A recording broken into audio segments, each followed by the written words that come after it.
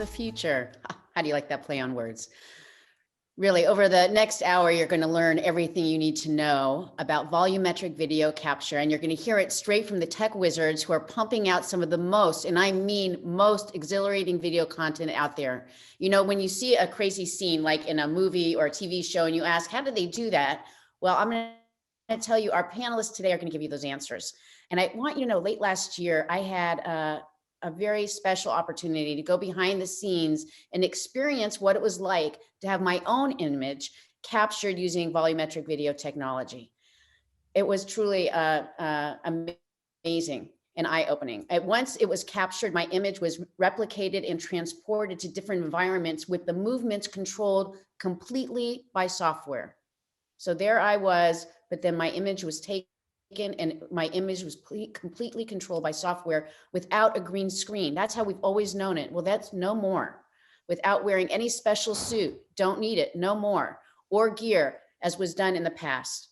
It was both thrilling and, I have to be honest with you, in some ways it's terrifying. Though volumetric video might seem like technology that's light years away, it's really available right now, and it's actually quite affordable for content producers to use over the technologies that produce similar effects, but actually sometimes with a little less accuracy. So volumetric video captures here. It's important we have conversations about how this technology can be used to benefit our members and the guardrails that need to be established to protect against misuse and exploitation. So before we show you what's coming up, I just want to remind you, we're going to have this panel. If you want to ask questions, you can go and send your questions to sagaftra.org/summit questions. That's sagaftra.org/summit questions. So here's some footage from that experience. And what you're going to see here is a very basic application of the technology. Our panel of experts are going to share some more sophisticated examples of holographic technology in action, and then they're going to do a deep dive on the challenges and opportunities that this new technology presents. So let's just roll that video right now.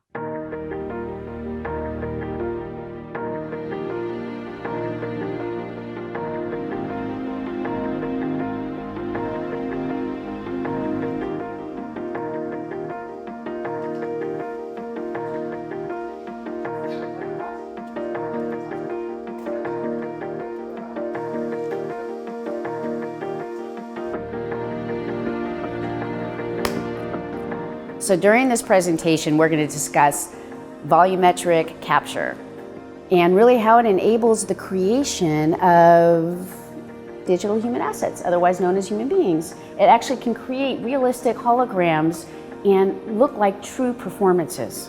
Wild, right? What does that mean to you and me as actors and performers? Let's find out. Wow, that was something else, right? Again, I just want to remind you, it blows my mind to see it. Anyway, I just want to remind you, if you have questions that you want to direct to today's guest, please submit those questions to sagaftra.org/summit questions. So without further ado, I'm going to turn the discussion over to our moderator, Matthew Papish. Matthew is CEO of Immersive Talent Management and is a strategist for partnerships and business development for Samsung XR. Matthew, I thank you for being here. It's really nice to have you. Thank you, Gabrielle. Thank you, everybody, and good morning and welcome. So as Victor Hugo wrote, nothing is more powerful than an idea whose time has come. So imagine we're watching you in a movie, you're delivering a powerful scene, everyone's talking about it. But here's the thing, when they shot that scene, you weren't there. At the same time, you're standing in somebody's living room as if you're actually there as part of an extra hologram feature on a movie's DVD release. And I'll even take it one more. You're wrapping up a commercial in Europe and you never had to get on the plane. And one step further, you were actually compensated for all three of these hires. So how is this possible? Well, that's volumetric video and it's the future of entertainment. And in today's panel, we will unpack volumetric video capture. We'll learn how it's being used today, and we'll talk about current rules around reuse, consent, compensation, and as future use cases are firmed up. just a little bit about me. As strategy and business development lead at Samsung XR, I first began to work with volumetric video. And as our engineers continued to develop the technology, it became apparent just how sophisticated and how accurately it was able to capture the volume of a person or an object in 3D.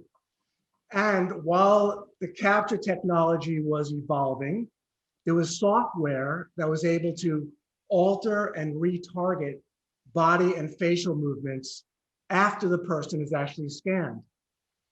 So that began to unlock mind-blowing amounts of potential ways that these assets can be used and reused over time.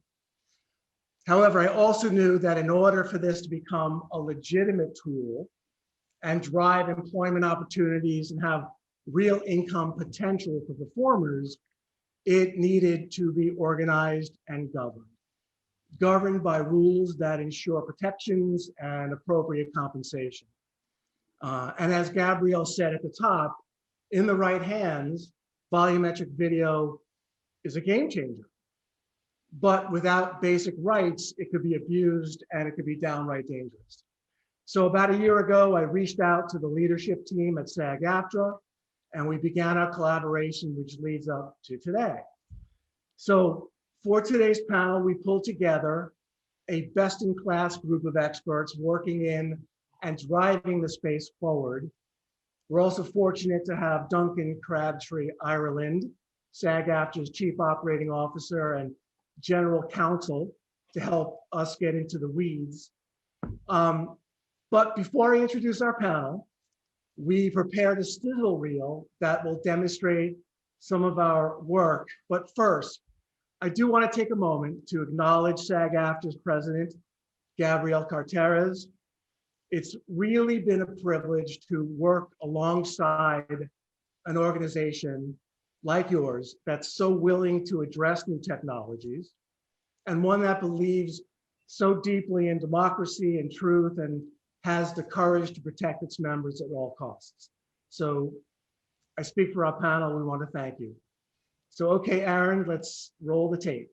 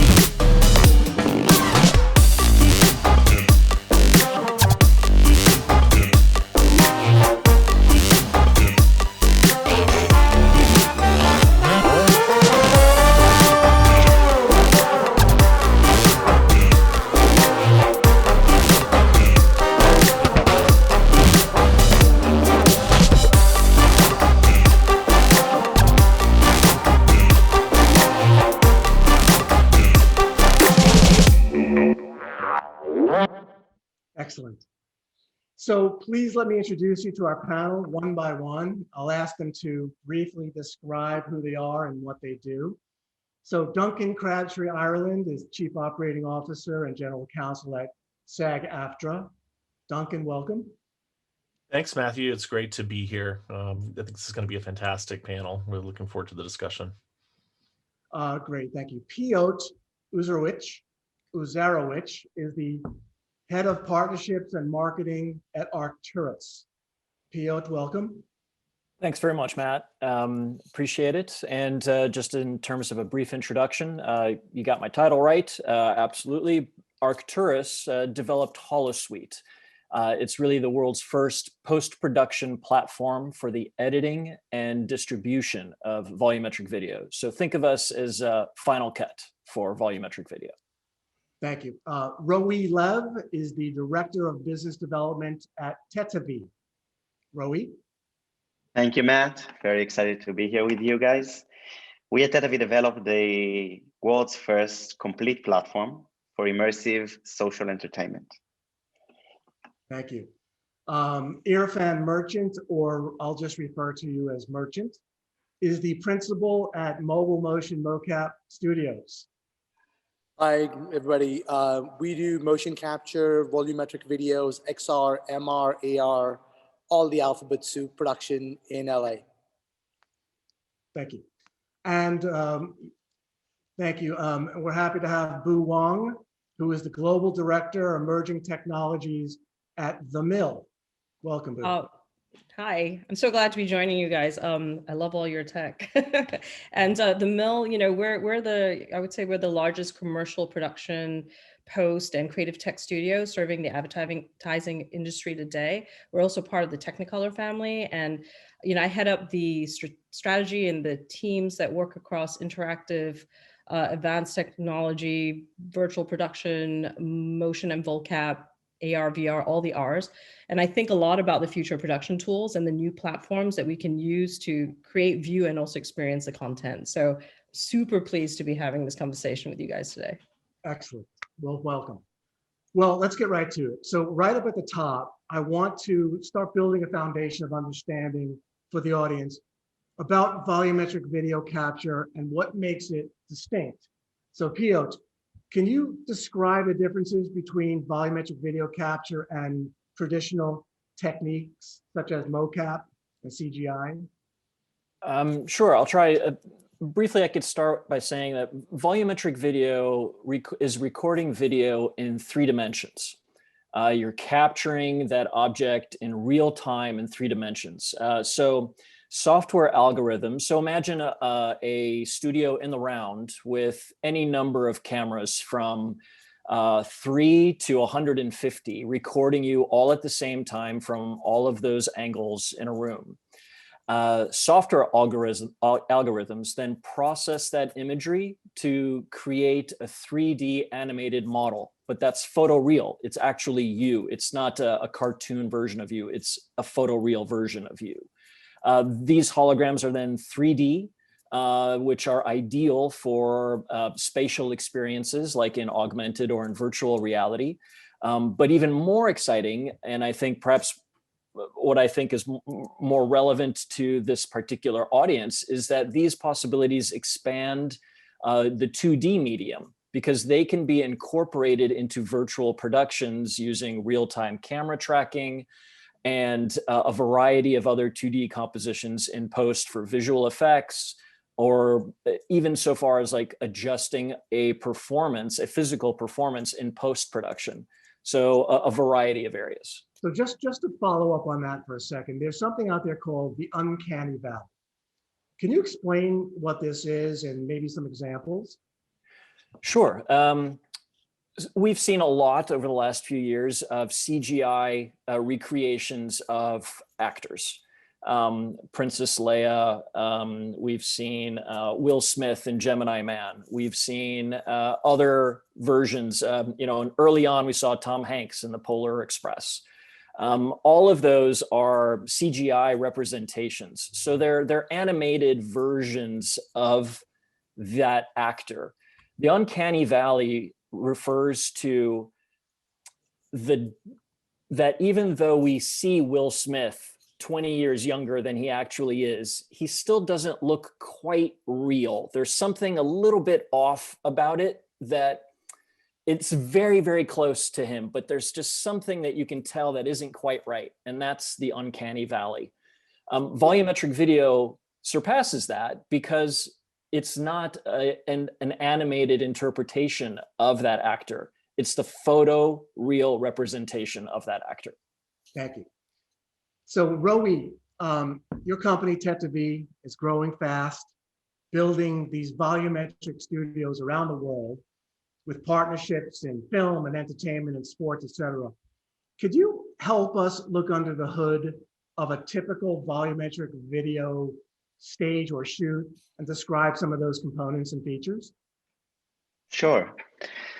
I think you know, Piotr was very accurate in the way he described it. Eventually, the idea is that the way I think about it is if traditional video is a sequence of images, volumetric video is basically a sequence of 3D models.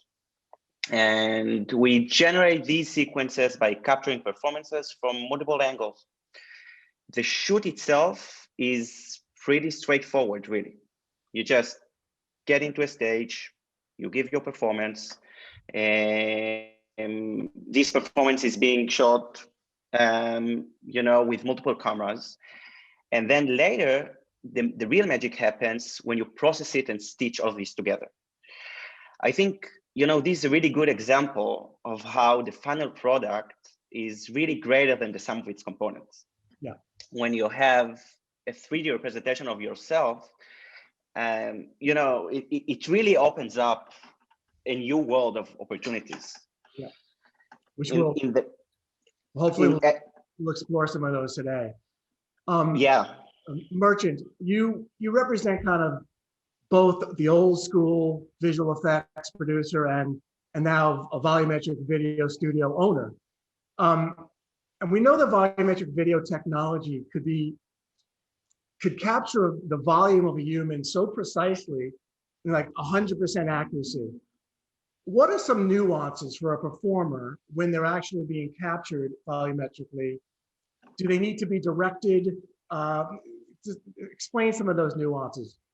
The main thing you want to do is get an authentic performance from an actor. And the volumetric video is the actual direct translation of an authentic performance, because you're not driving another character or an asset with mocap. You're actually yourself, which is the most important thing to an actor. And you do definitely want to direct them and have interactivity between the corresponding actor that they're reacting to. The reason we think this technology is going to be really amazing during the COVID times and in future is that you can have an actor in Australia doing a performance with an actor in London, and we're getting the data and we're collecting the two files and putting them together in post in virtual production and creating an entire scene with it. So there's a lot of advantages to it, but also you have to get the performers used to performing individually by themselves and reacting to reactions from another person, which is not actually there. So yes, they have to be directed, and there's no tape or video, so you can do as many takes as you like. It's all digital data at that point. And so the flexibility is definitely there to allow the performers to give variants of performances and takes and allow them to express themselves in any and every way they want.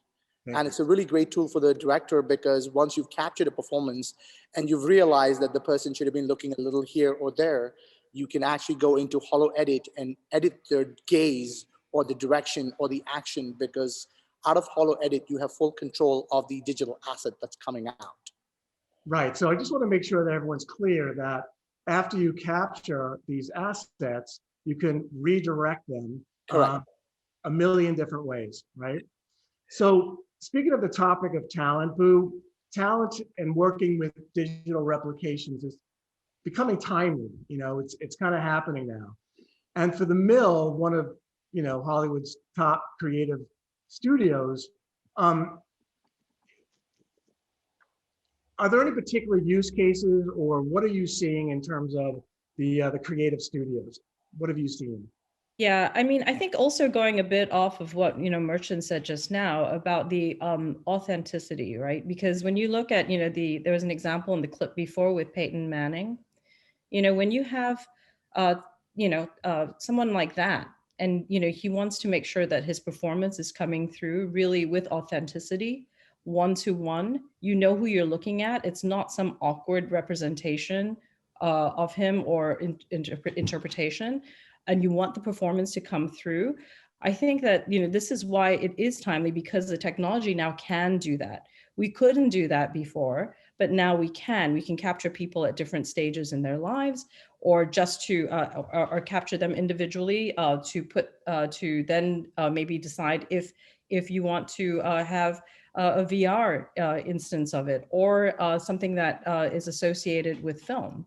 You know, and obviously the connection with the talent is incredibly important, because it's literally one-to-one. We had another project that isn't in the reel, but was with AT&T, where we actually volcapped a lot of real people who had to tell us about very difficult situations they had with distracted driving. Now, in that case, you never want to put them in a suit, make a cartoon representation of them.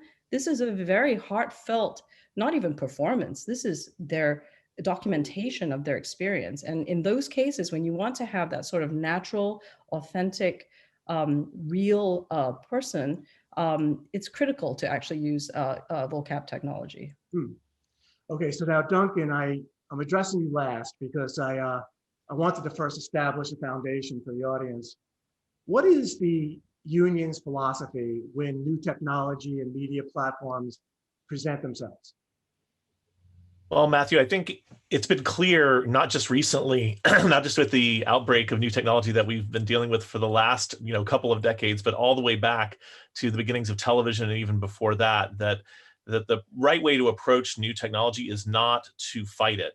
Fighting new technology doesn't work out well for the people who fight it. The key is for us to understand it, first of all, and then for us to adapt to it and to help it adapt to us, so that the human element is retained, and so that the people involved in the creation of things with this new technology are treated with respect and appropriately. And so that's what we've attempted to do. And this is our third Labor and Technology Innovation Summit, but this has been a consistent question and theme throughout the three that we've had so far, and even a long time before that, is how to do that. And part of that is making sure that there's appropriate philosophy, and then also rules and regulations behind the use of the technology, and recognizing that technology can provide benefits as well as risks, and that it's easy to and understandable to be a little bit afraid about what technology is going to do,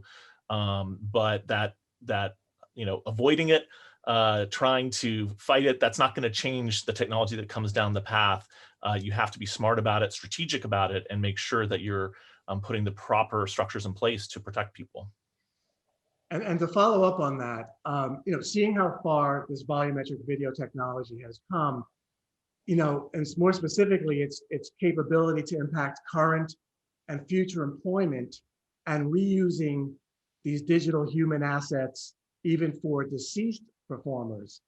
Are you thinking about building a consent framework around this?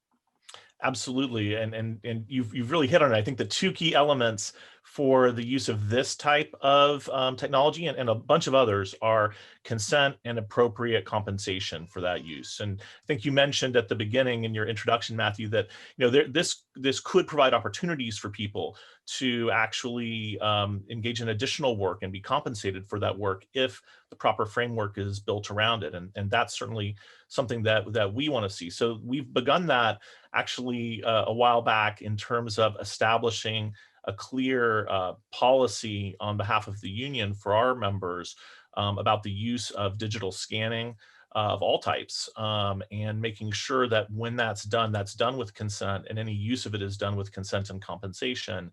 And I think that the details around those rules are going to have to be further developed as the technology develops, of course.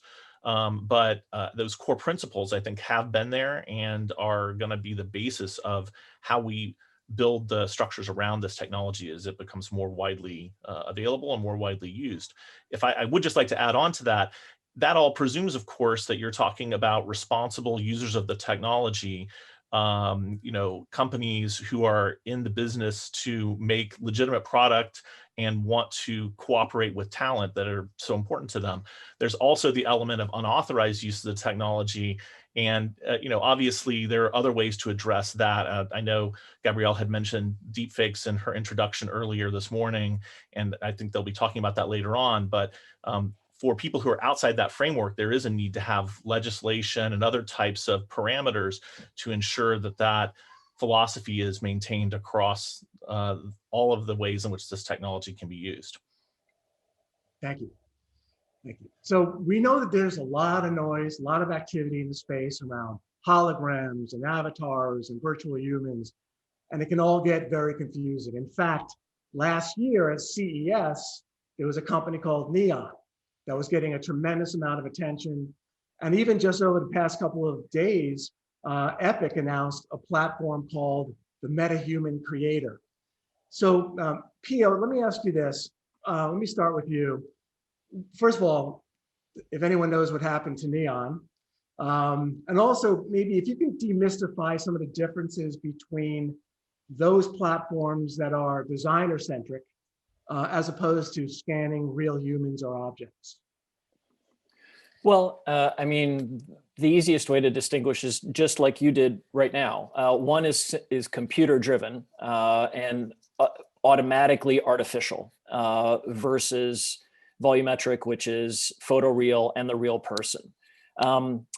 And to very quickly and maybe a little snarkily respond to like what happened to Neon, I could ask in return, well, have you seen Neon since CES last year?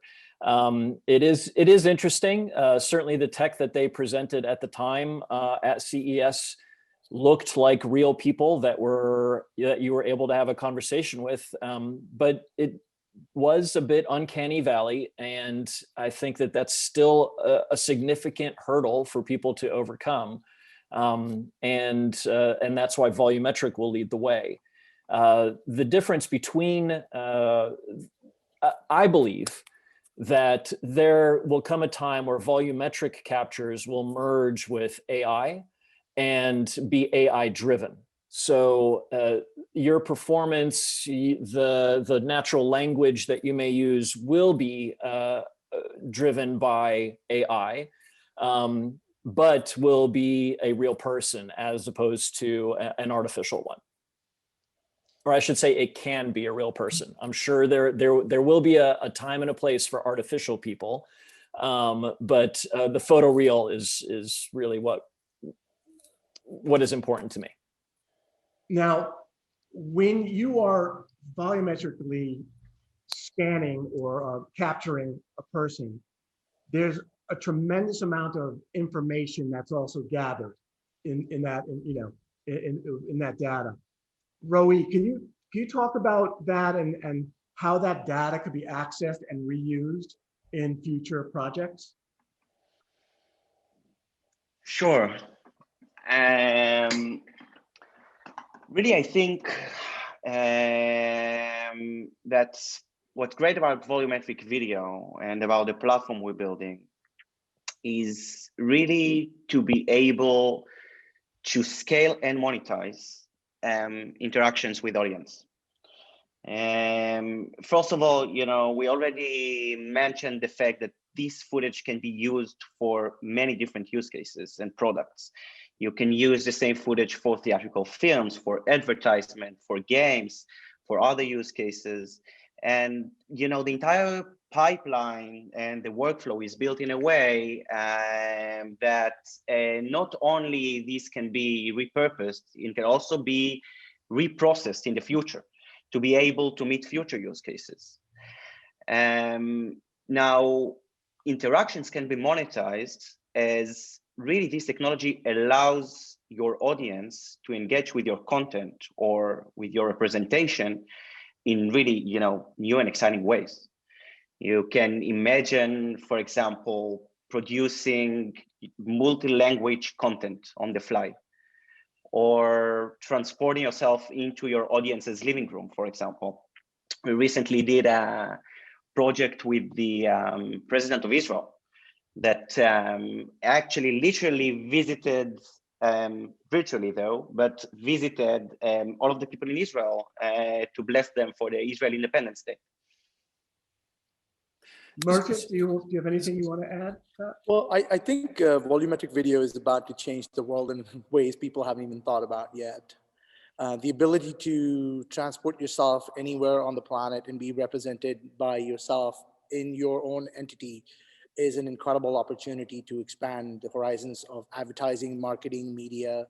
And since social media has become such a driving force behind the influence of the performers, imagine being able to transport yourself and be able to pose with your fans and to perform with your fans side by side and to be able to interact with your fans in real time on their devices and giving them the opportunity to be part of your universe.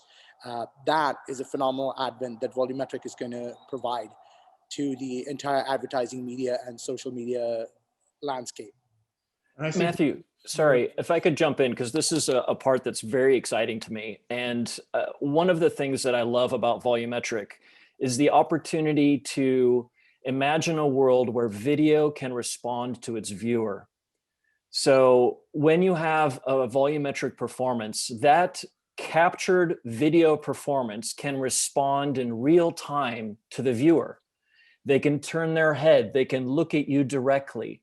They can hand you something. You can take something from them and hand it back. Like, of course, that's all digital, but imagine that world where you can enter a music video with your favorite performer and they hand you a glowing ball of light and you're able to hand it back to them. You can literally interact in any way with your fans, or fans can interact with that performer. It boggles the mind as to the opportunities that are out there.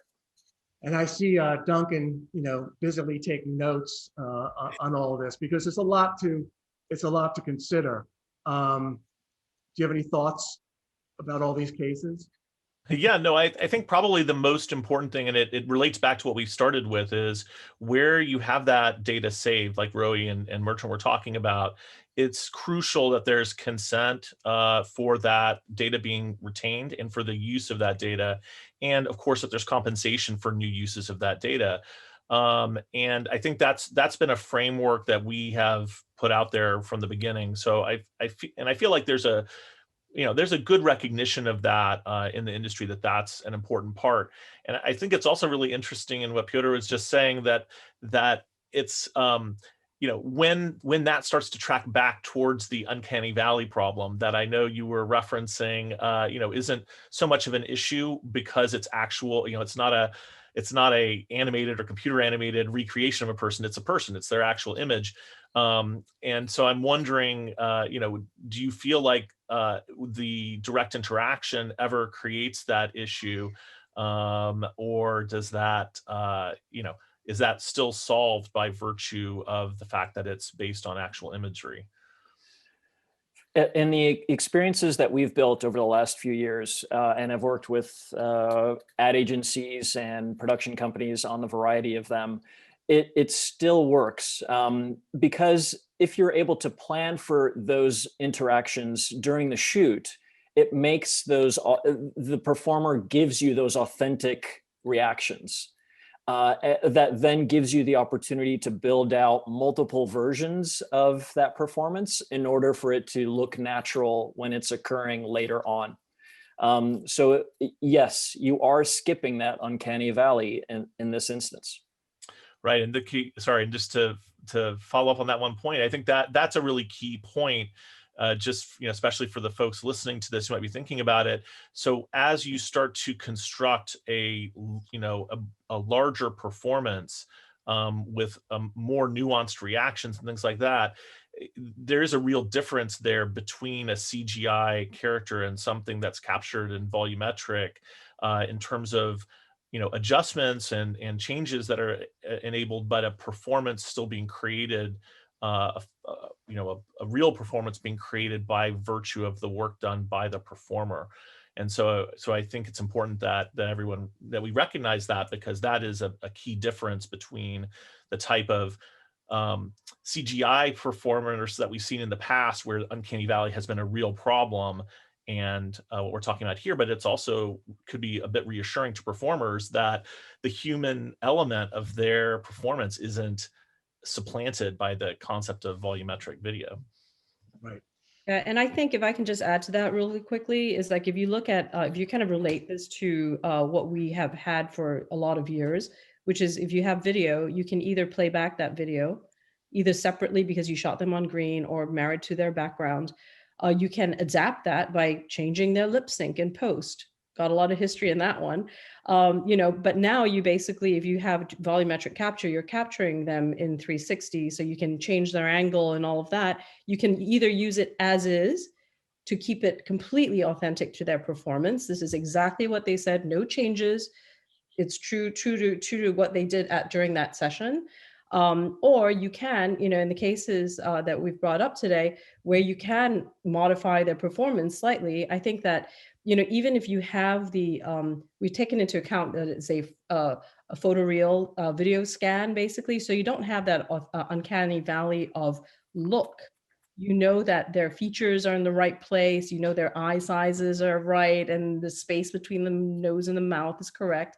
But we have to also bear in mind that we can't then have uncanny valley in modifying their behavior. You know, if I'm if I'm making them gesture to things or adding additional animation to them, we do have to also keep in mind that there might be performance uncanny valley considerations that we haven't really come up against before, because we've always had animation and then we've had video, and now we're looking at marrying these two things. So it's just something to bear in mind with respect to the talent.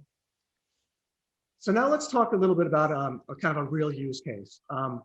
So we established that a person or an object can be volumetrically captured.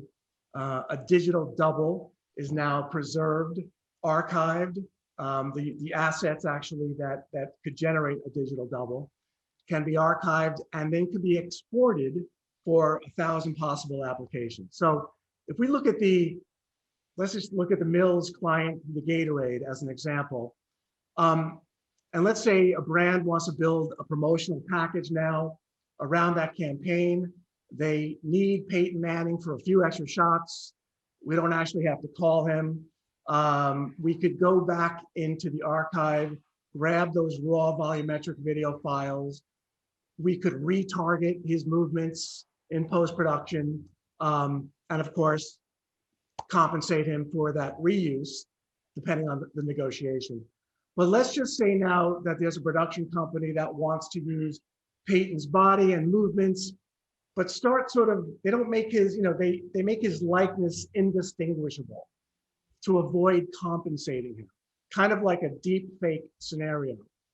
Kind of a technical question, but are there technical safeguards in place that could certify the authenticity of these files and maybe tie it back to the intellectual property holder? I think that, I mean, these are, you know, this is why we're doing this panel, because it's a really tricky question to ask and answer. I think that, you know, from a technical point of view, I mean, I'm sure there are ways to basically, you know, using visual compute, try to figure out if somebody's performance is one-to-one, have we then modified it and adapted it to something else? But I think that it's more about making sure, you know, and this is, you know, something that I can't speak to directly because that, you know, in that example that you mentioned, we weren't involved in the negotiations for that. But this is why it's incredibly important that these contractual points are made to protect the performers and their performances specifically, because like once you start to adapt things, especially when it's so personalized, it gets very, very tricky. But yeah, I mean, technically, I'm sure there's a way to, you know, figure that out. But it's uncharted territory. Piotr, do you, I know at one point you were talking about watermarking and different ways to approach that. There for sure will be a way to DRM all of this, that there will be a digital rights management tool that allows you to track your own capture. Those are all things that are in development today. They exist in one way, shape, or form now, but of course, with time, they will evolve and become much more robust and manageable. Duncan, we know the pandemic has hit the industry kind of hard. where production costs are actually up 20, 30% due to pandemic precautions. Do you see where volumetric video can benefit production efficiencies in the future? Where do you see that? Yeah, and I think that's a great point. It could definitely benefit both from a safety perspective, from a performer and crew member safety perspective, in terms of reducing the need to do reshoots or to have fewer people present at the same time on sets, et cetera. I think that is a potential real life benefit to cast and crew, resulting from an increased use of this type of technology. Again, all of it within the framework of there being consent for that use and an appropriate compensation for that, based on whatever the framework is that it's being used in. But I think that's kind of one of the exciting things about it, is the ability to use that flexibility to help protect people. And right now in the pandemic, that's one great example. But I think even beyond the pandemic, hopefully someday soon we'll feel like we're beyond the pandemic. And that could be applicable for a number of other types of scenarios where there are safety considerations as well. So I think that's an exciting aspect of it. So I was talking to an agency that represents a lot of musicians, post 60-year-old musicians. And there's something about volumetric video where you could actually capture people and preserve them at that current stage in their career. Just sort of like for the floor and the panel, in that case, how many times do you think we need to capture a talent over the course of their career? Should we be thinking about recapturing them 2-3 years later? Merchant, I will throw this to you. I think capturing somebody every 10 years and archiving them and managing and maintaining their scans and their volumetric captures is a very important thing, because think of prosperity. The estate could live, the IP could live on forever in posterity. There's no limitation to how long you can use it.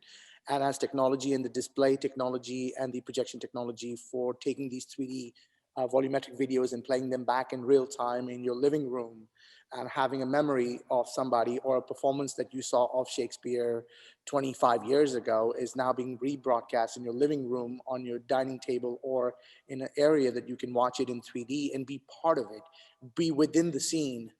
Those are the kind of advents that we're looking forward to, and that's what's going to change the way entertainment occurs. Can I actually, we had a recent example actually where I would actually accelerate that to say every time you have a significant hairstyle change, because we literally had a case where a talent was used in one project for a brand, and then a few months later showed up for additional add-on to the campaign, and the hair wasn't quite the same. It was a big deal. So we might need to do it with more frequency than every 10 years. Can I jump into Sammy? I think it raises even more interesting issues about the long-term use of these scans and their use, for purposes that weren't originally intended when the scans were captured, and what that means for consent. I refer everyone to the example in season 5 of Black Mirror, the Ashley O episode. If anyone hasn't seen that, I recommend it, where a similar type of technology was used to supplant a real life person in that example.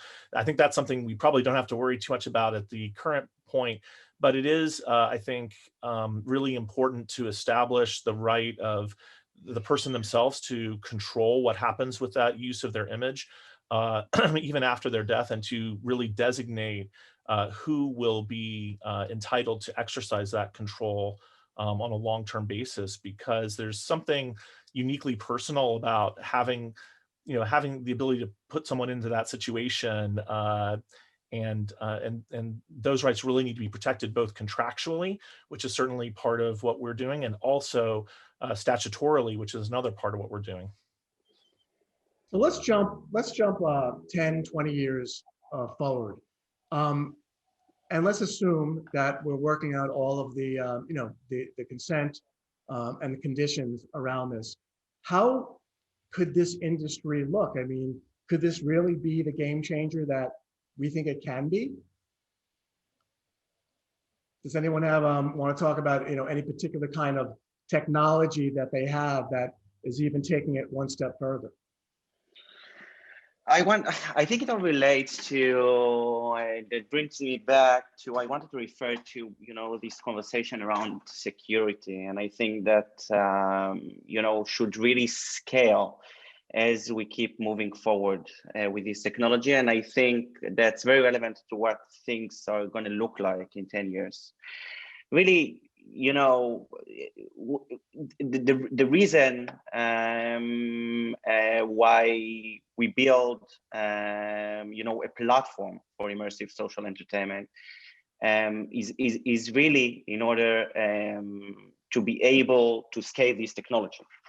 In order for this tech to move forward, there's really eventually a lot of aspects you need to take into consideration.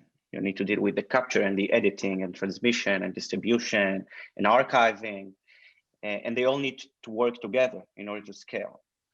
So you really need to have, end-to-end solutions, like you see with other technologies.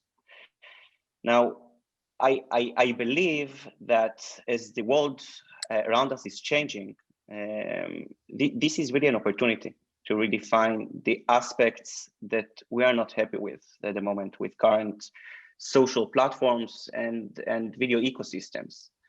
This is really an opportunity to make technology less intrusive, but also to keep it as immersive and engaging as it is today, and even more. It is an opportunity to fight the misuse of content, to sanctify, if you would, authenticity. So, as we build the world's largest library of real people, and this library keeps growing, and you can imagine what it would look like in 10 years from now. Security is not only a consideration. I think, it's really one of the aspects that drive all of us, I think, to do the work that we do. I think also, if you're talking about 10 years from now, we have to also consider the platforms that our audience will be on.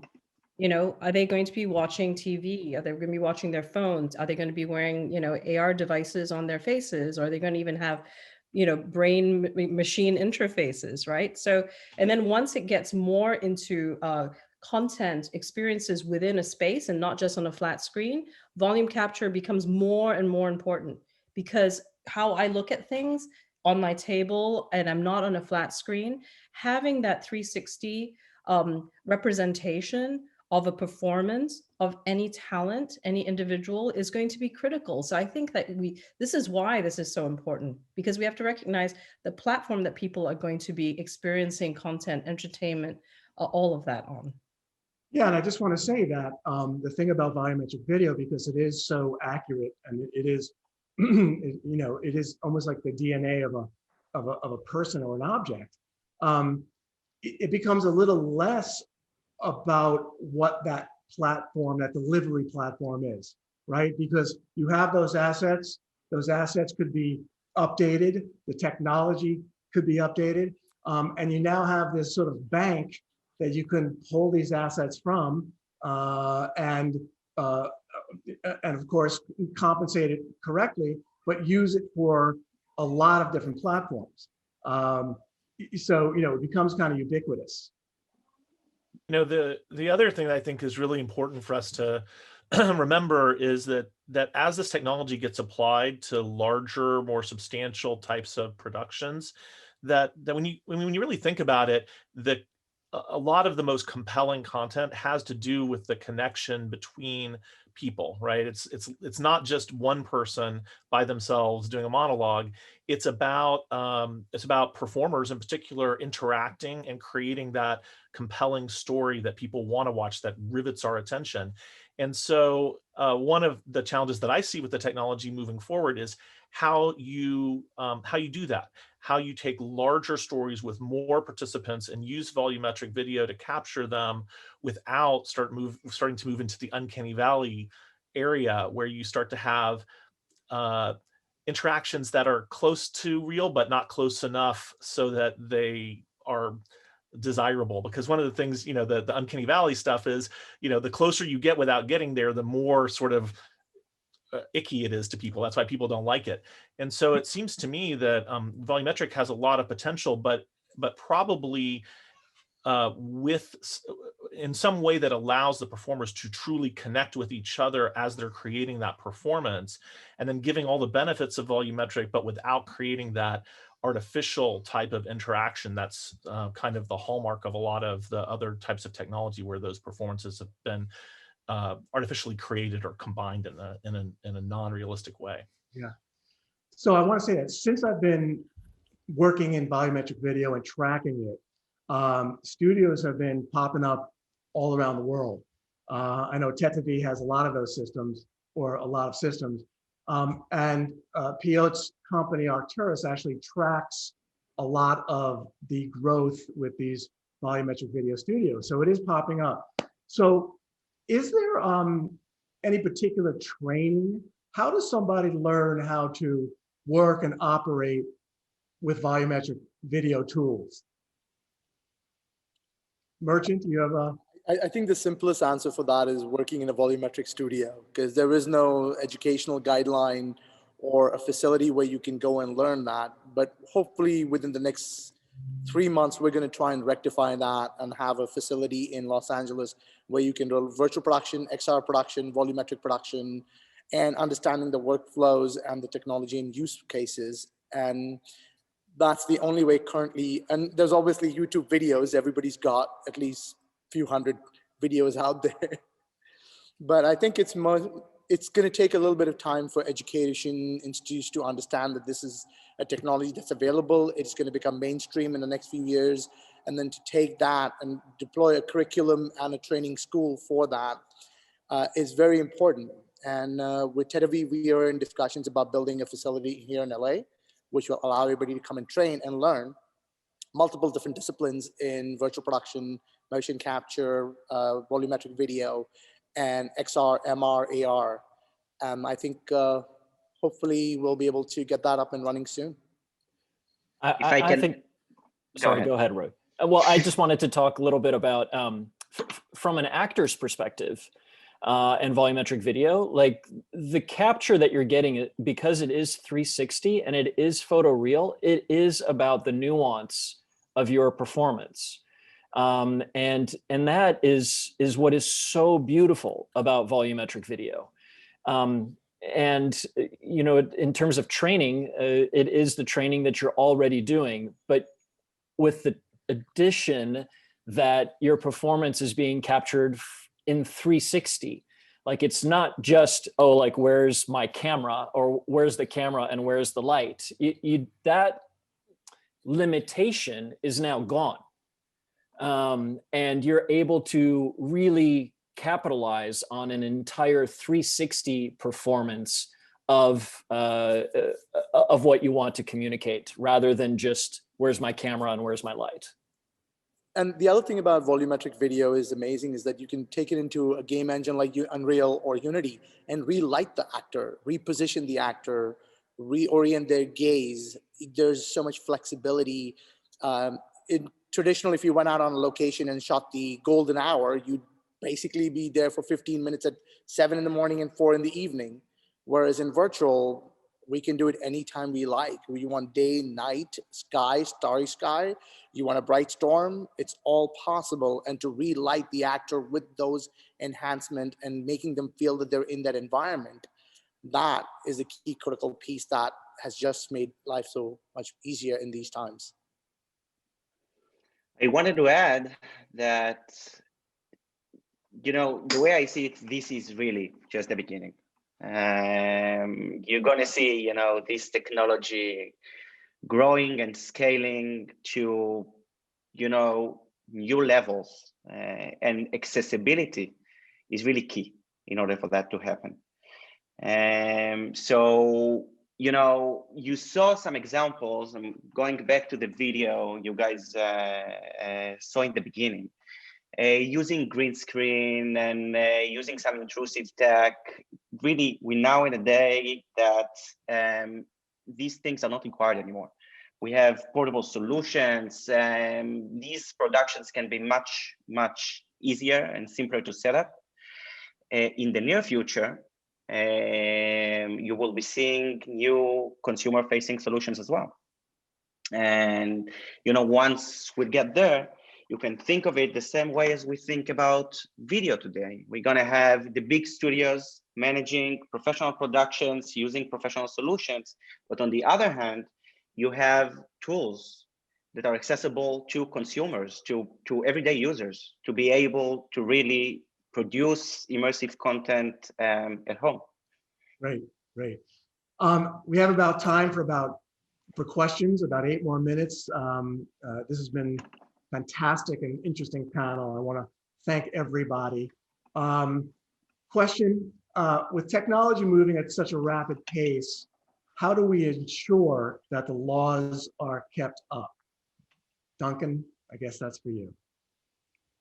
Well, it's a lot of work. It's a constant focus. Honestly, from a SAG-AFTRA point of view, we have an amazing government affairs and public policy committee of members and staff department as well, of people who are really focused on these issues and how they affect our members and actually others. There's a lot of work we've done that benefits even people outside of our membership, future members and just people in general. So we are focused very much on how to protect image rights. We have a whole digital image rights campaign. We've enacted legislation successfully in California, New York, and other places around the country to address that. And I'll just put in a plug for the Beijing Treaty on the Protection of Audiovisual Performances, which is an international treaty to help protect image rights, among other things.